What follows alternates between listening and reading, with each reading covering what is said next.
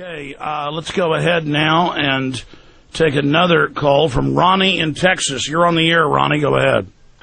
Thank you, sir. Briefly, me and Oswald and Ruby all lived in Oak Cliff at the time, and I've made it my business to try to learn as much as I could all these many years, and I really appreciate your guests there, and it's no disrespect to them, but there's another great expert, that is, of course, Michael Collins Piper from the American Free Press, who wrote Final Judgment, the book that shook up my world and changed my life, and added up the real evidence from others. He didn't add any evidence of his own, but it points the finger of guilt directly to Israeli founder and first Prime Minister David Ben-Gurion and the Israeli organized crime family godfather of all godfathers, Meyer Lansky, and his gang. And so well, hold on just a second.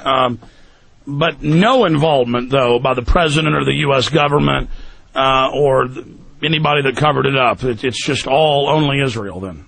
No. My line about that is not who was involved, who wasn't involved. They involved everybody. They had the Dallas cops. They had, Johnson was probably involved. Who knows? But there's so many fingers of guilt on that thing. But and one of the main points that's been left out of everybody's book is that JFK smoked pot. He smoked pot. One of his early girlfriends, one of those girlfriends, made testimony about that, and then it was just kind of ignored. Okay, let me just stop you right there. I believe I've even heard Jim, we're all friendly here, but I think I've even heard Jim attacked before by other people for not saying it's all Israel or something. Jim and Robert Groden, what's your take on this whole Israel thing? I'm certainly not saying that Israel didn't do a lot of bad things, but how much evidence is it that Israel ran the killing of JFK? Well, none at all. Go ahead, Robert. None at all.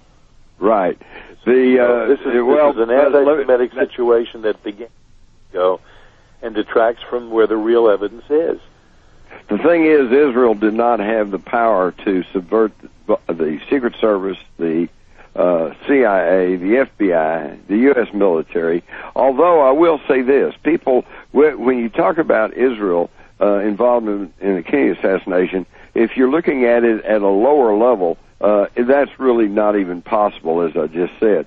But if you look at it from the highest level, the people who created the state of Israel, Lord Rothschild is considered the father of modern Israel.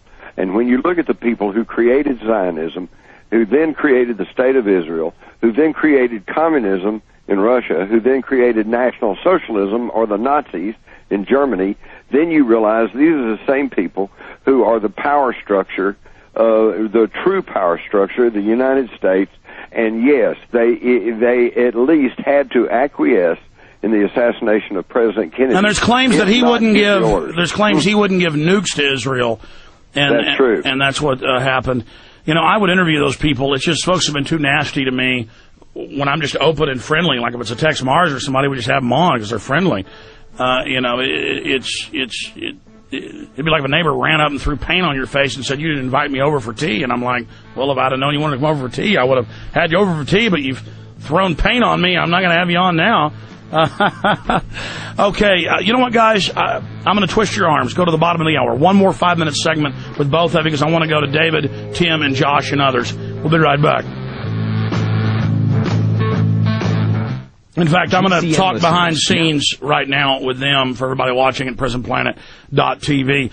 Gentlemen, we're still on the web right now. You're game to come in and do 5 more minutes, right? Yes, sure.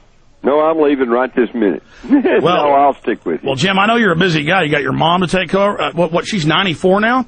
Yep. 94. 94, and I know how it is to have places to go and people to see and things to do, my friend.